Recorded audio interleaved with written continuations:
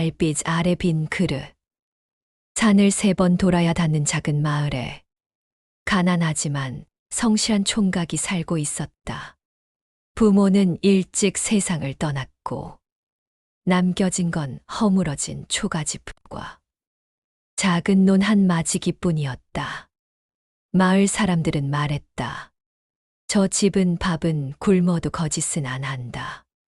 총각은 새벽 달기 울기 전에 일어나 논에 나가고 해가 져야 집으로 돌아왔다. 하지만 이상한 일이 벌어지기 시작했다.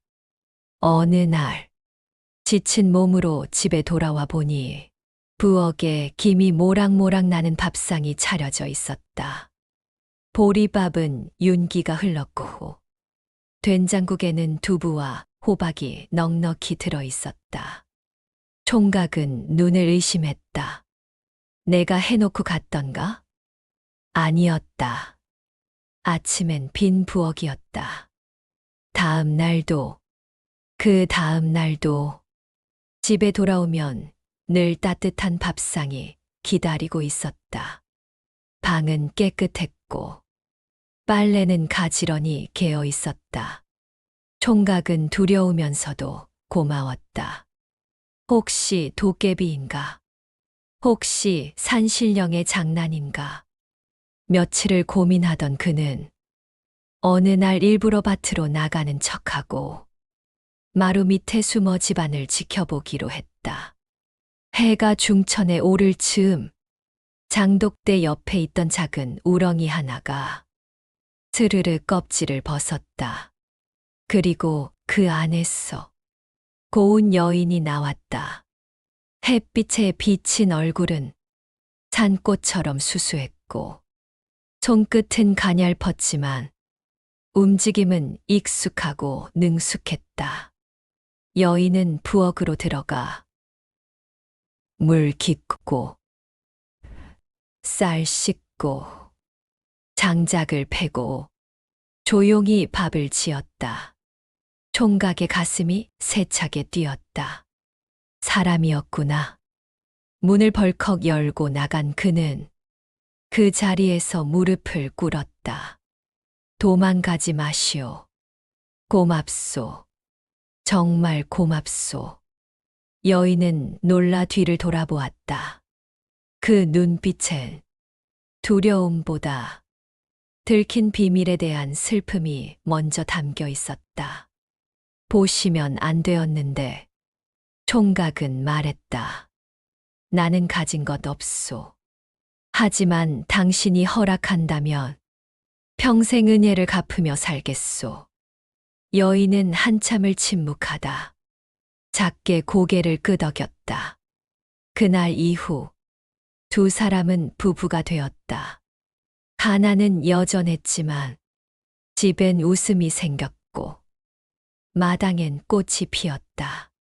노는 해마다 풍년이 들었고 총각의 얼굴에도 살이 올랐다. 하지만 세상은 행복을 오래 두고 보지 않았다. 마을 사람들은 수군거렸다. 저 집은 요사스러운 기운이 있어. 갑자기 풍년이라니 수상하다. 어느 날 욕심 많은 아전이 찾아왔다. 어찌하여 가난하던 자가 갑자기 잘 사는가? 비밀을 말하지 않으면 죄를 묻겠다. 총각은 끝내 말하지 않았다. 하지만 아전은 집을 뒤져 장독대 밑에서 우렁 껍질을 발견했다. 그 순간 여인의 얼굴이 창백해졌다. 이제 저는 가야 합니다. 총각은 붙잡았다. 가지 마오. 당신 없이 어찌 살란 말이오. 여인은 눈물을 머금고 말했다. 저는 원래 인간의 세상에 오래 머물 수 없는 몸. 들키지 않았다면 평생 곁에 있을 수 있었을 텐데. 바람이 불었다. 여인의 몸이 서서히 투명해지기 시작했다. 당신을 사랑했습니다. 그 말과 함께 여인은 사라졌다. 남은 것은 빈 껍질 하나와 식지 않은 밥상. 총각은 그날 이후 다시 가난해졌다. 하지만 한 번도 그 밥상의 따뜻함을 잊지 않았다. 사람들은 말한다. 우렁각 씨는 행복을 시험하러 오는 존재라고. 욕심을 내면 떠나고 비밀을 지키지 못하면 사라진다고. 그리고 또 말한다. 진짜 우렁각 씨는 어쩌면 껍질 속 여인이 아니라 누군가의 고단함을 말없이 덜어주는 그 마음이라고. 오늘 당신의 집에도 보이지 않는 누군가의 수고가 밥상을 차리고 있지 않은가. 그 따뜻함을 당연하게 여기지 말라. 들키는 순간 사라질지도 모르니. 달빛을 건너온 사람. 여인이 사라진 그날 밤. 총각은 빈 껍질을 품에 안고 울었다. 논도 밥상도 세상도 모두 의미를 잃었다. 한 번만 더, 단 한 번만이라도 다시 보게 해주시오. 그는 달빛 아래서 그렇게 빌었다. 그때였다. 바람이 뒤집히듯 불었고 우렁 껍질이 희미하게 빛났다. 인간의 사랑은 짧지만 진심은 시간을 건넌다. 누군가의 목소리가 스쳤다. 그리고 세상이 꺼졌다. 눈을 떴을 때 그는 눈보라가 치는 낯선 거리 한복판에 서 있었다. 높은 빌딩, 차들이 쉴 새 없이 달리고 사람들은 두꺼운 패딩을 입고 지나갔다. 하늘에는 달 대신 CN타워가 서 있었다. 여기가 어디란 말인가. 유리문에 비친 자신의 모습은 더 이상 조선의 총각이 아니었다. 짧은 머리, 패딩 점퍼, 손에는 낡은 휴대폰이 들려 있었다. 휴대폰 화면에는 이름이 적혀 있었다. MINHOKIM. 그리고 주소. North York, 토론토. 그는 무언가에 이끌리듯 그 주소를 따라 걸었다. 1708호. 문 앞에 서는 순간 가슴이 세게 뛰었다. 익숙한 기운. 잊을 수 없는 숨결. 문이 열렸다. 그곳에 그 여인이 서 있었다. 하지만 한복이 아니었다. 회색 니트에 앞치마를 두른 채 놀란 눈으로 그를 바라보았다. 왜 이렇게 늦었어요? 한국말이었다.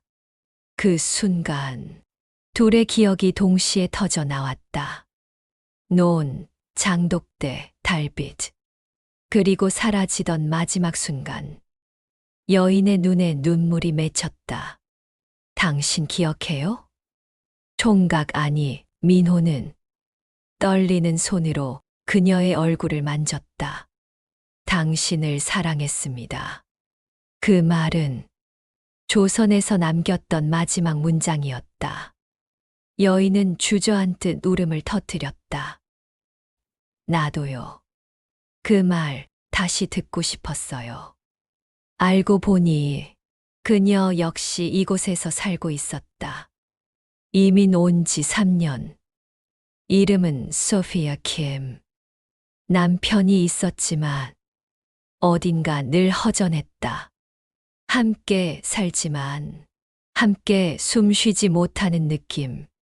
그리고 오늘 갑자기 사고로 기억을 잃은 남편이 병원에서 퇴원해 돌아왔다고 했다. 그 남편이 바로 그였다. 조선에서의 기억을 가진 채 현재의 몸으로 깨어난 것이다.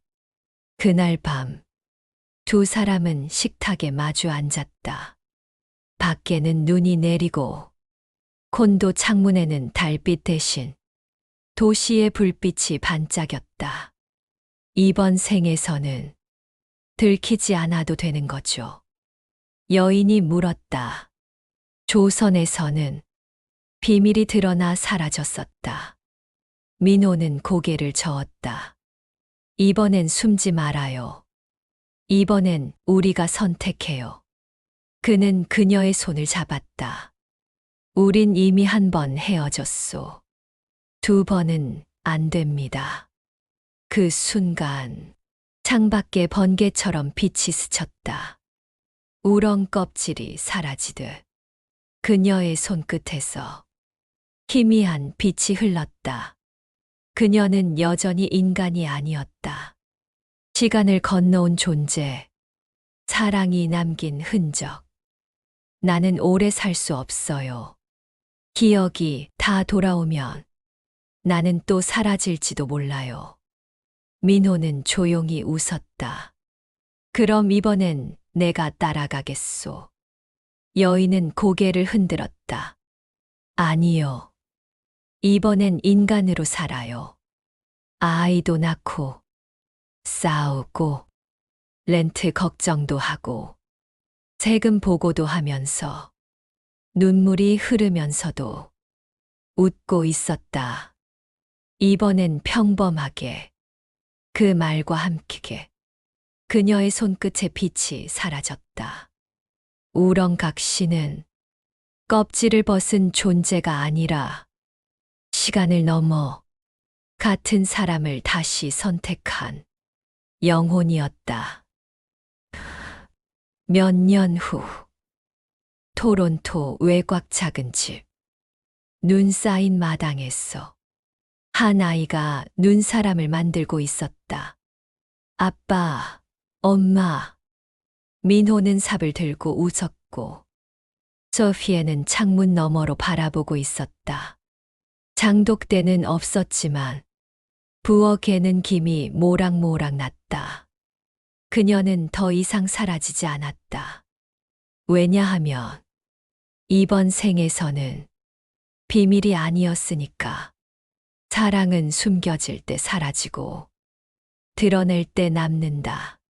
달빛은 바뀌었고 노는 콘도로 변했지만 그날의 그 고백은 시공간을 건너 토론토의 겨울을 데웠다. 눈보라 속에서 다시 선택한 사람. 토론토의 겨울은 아름답지 않다. 엽서 속 눈은 낭만이지만 현실의 눈은 출근길을 늦게 만들고 삽질로 허리를 망가뜨린다. 민호는 새벽 5시에 일어났다. 조선에서 논을 갈던 습관처럼 이곳에서도 그는 몸을 먼저 움직였다. 하지만 이번엔 쟁기 대신 커피 머신, 소 대신 TTC 버스였다. 웨어하우스에서 하루 10시간. 허리는 굽고 영어는 여전히 빠르고 매니저는 웃지 않았다. 집으로 돌아오면 소피에는 식탁 위에 가계부를 펼쳐놓고 있었다. 이번 달 하이드로가 또 올랐어. 보험도 갱신해야 해. 아이 치과 예약은 다음 주야. 조선에서는 풍년이 들면 마음이 넉넉해졌지만 여기선 오버타임이 없으면 불안해졌다. 어느 날 밤이었다. 민호는 문득 그녀의 손끝을 바라보았다. 빛은 더 이상 흐르지 않았다. 완전히 인간이 된 것처럼 보였다. 후회하오? 그가 물었다. 소피에는 잠시 생각하다가 고개를 저었다. 조선에서는 당신 곁에 숨었고 사라질까 두려웠어요. 여기선 같이 버티니까 괜찮아요. 그녀는 웃었지만 눈 밑엔 다크서클이 깊었다. 이민 5년 차. 아이들이 학교에서 영어로 대화하기 시작했다. Mom, speak English. 그 말은 칼처럼 얇고 차가웠다. 소피에는 조용히 웃었다. 하지만 밤에 혼자 울었다. 민호는 그걸 알고 있었다. 그는 조선의 마지막 순간을 떠올렸다.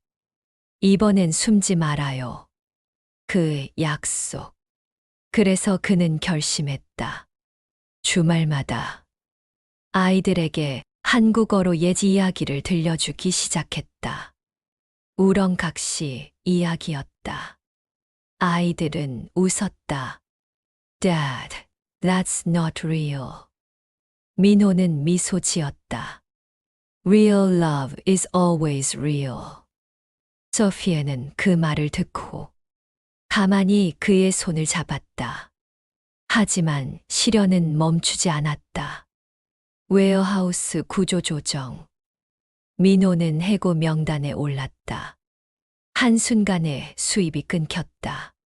모기지 신청을 준비하던 꿈도 멈춰 섰다. 집안은 조용해졌다. 그날 밤, 민호는 베란다에 서 있었다. 눈이 내리고 있었다. 조선에서 여인이 사라지던 날처럼 고요하고 차가운 밤. 그는 속으로 중얼거렸다. 이번엔 내가 지켜야 하는데. 그 순간 뒤에서 소피아가 말했다. 우리 둘 다 지키는 거야. 그녀는 두툼한 파일을 내밀었다. 나 컬리지 지원했어. PSW 과정. 1년이면 끝나. 민호는 놀랐다. 힘들 거요. 조선에서 껍질 벗는 것보단 쉬워. 그녀는 웃었다. 그 웃음은 달빛 아래 그 여인의 얼굴과 같았다. 1년 후, 소피에는 병원에서 일하기 시작했다. 야간 근무, 힘든 환자, 감정 노동. 하지만 월급은 꾸준했다. 민호는 배달 일을 시작했다. 눈길을 달리고, 빗속을 달리고, 둘은 피곤했지만, 한 번도 서로를 원망하지 않았다. 왜냐하면, 이건 누가 숨겨주는 삶이 아니라, 함께 버티는 삶이었기 때문이다. 그리고 어느 봄날, 드디어 작은 타운하우스를 계약했다. 열쇠를 건네받는 순간, 소피의 눈에 눈물이 고였다. 이번엔 사라지지 않겠지. 민호는 그녀를 안았다. 우린 이미 한 번 시간을 이겼소. 이 정도 눈보라는 괜찮소. 아이들이 마당에서 뛰어다녔다. 눈 대신 햇살이 쏟아졌다. 우렁각시는 더 이상 껍질에서 나오는 존재가 아니었다. 그녀는 야간 근무를 마치고 돌아와도 아이 숙제를 봐주는 엄마였고, 그는 배달 가방을 내려놓고 저녁 설거지를 하는 남편이었다. 사랑은 기적처럼 나타나지 않았다. 대신 월세 고지서 위에, 크레딧 카드 명세서 위에, 아이 리포트 카드 위에 조용히 쌓여갔다. 어느 날 밤, 소피에는 창밖의 달을 보며 말했다. 당신 기억해요? 조선에서 내가 사라질 때. 민호는 고개를 끄덕였다. 이번엔 사라질 이유가 없소. 그녀는 미소 지었다. 맞아요. 이번엔 우리가 선택했으니까. 달빛은 CN타워를 스치고 창문을 넘어 두 사람의 얼굴 위에 내려앉았다. 시간은 바뀌었지만 사랑은 변하지 않았다. 우렁각시는 이제 더 이상 신비한 존재가 아니라 이민의 현실 속에서도 도망가지 않고 끝까지 남아있는 사람의 이름이었다. 달빛은 사라지지 않는다. 세월은 빠르게 흘렀다. 타운하우스 앞에 심어놓은 작은 단풍나무는 어느새 2층 창문까지 올라왔다. 아이들은 자라 이제 부모보다 영어가 더 편했고 김치보다 피자를 더 찾는 나이가 되었다. 민호의 머리엔 흰머리가 늘었고 소피의 손등엔 잔주름이 깊어졌다. 하지만 두 사람은 여전히 저녁이면 같은 자리에 앉아 차를 나누어 마셨다. 그날은 큰딸의 결혼식 날이었다. 토론토 다운타운의 작은 연회장. 유리창 밖으로 여름 햇살이 쏟아졌다. 딸은 순백의 드레스를 입고 아버지의 팔을 잡았다. Dad, don't cry. 민호는 웃었지만 이미 눈가가 젖어 있었다. 버질로드를 걷는 그 순간 그는 조선의 흘길을 떠올렸다. 달빛 아래 서 있던 그 여인, 사라지던 마지막 순간 당신을 사랑했습니다. 라고 말하던 밤, 그리고 지금 그 사랑의 연장이 눈앞에서 웃고 있었다. 주례가 묻는다. Do you choose each other? 딸과 사위가 동시에 말했다. Yes. 민호는 그 말을 듣는 순간 가슴이 울렸다.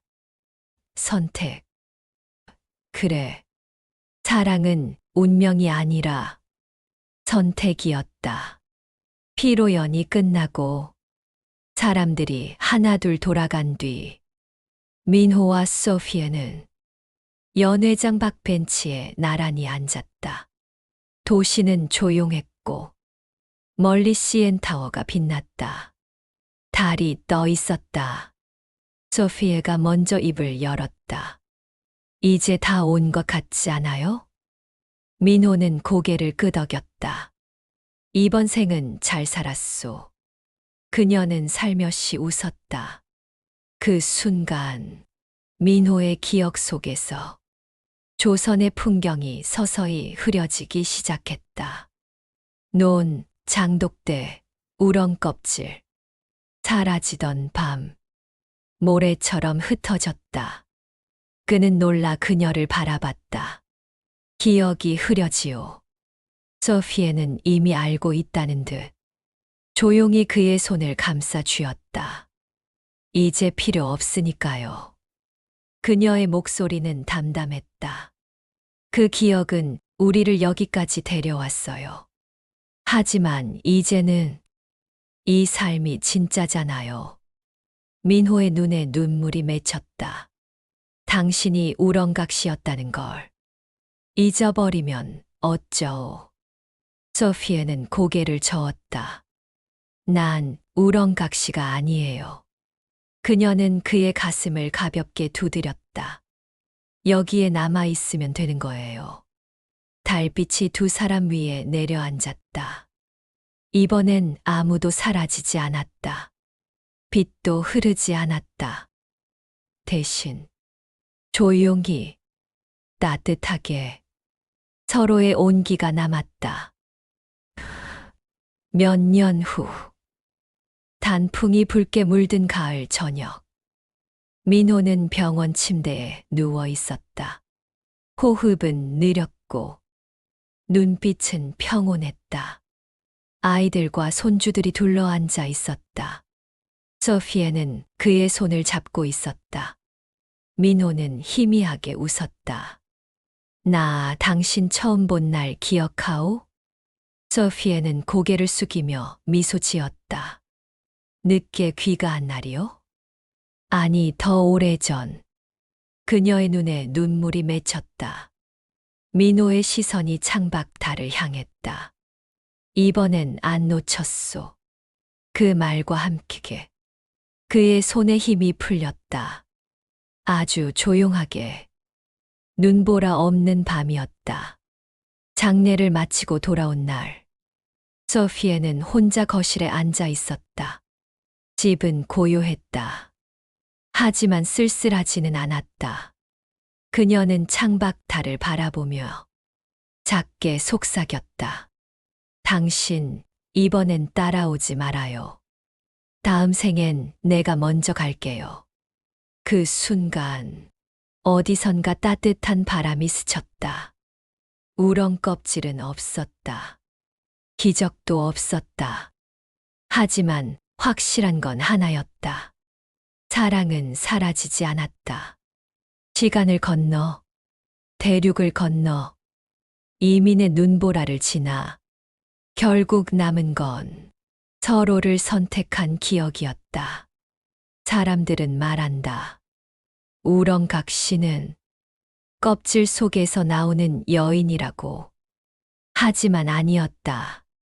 우렁각시는 어떤 시대든 어떤 나라든 힘들어도 떠나지 않고 같이 늙어가는 사람의 이름이었다. 달빛은 바뀌어도 사랑은 사라지지 않는다.